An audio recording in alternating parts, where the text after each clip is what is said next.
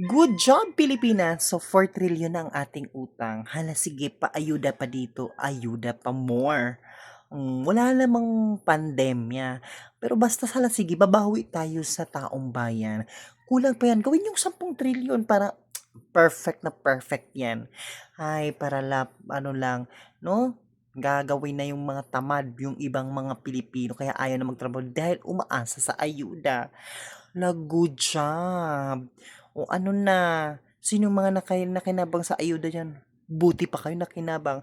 Pero kami mga taxpayers, hala, kaltas dito, kaltas doon. Diyos ko, alam nyo lang kung anong sa mga sahod namin, ang daming mga kaltas. Pero samantalang yung mga, ano dyan, paupo lang, hintay ng ayuda. Gagaling nyo naman. Hala, sige. Palakihin pa yan.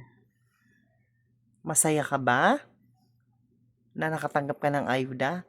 Samantalang tayong mga taxpayers, kaming mga taxpayers, naghihirap na. Aray nyo.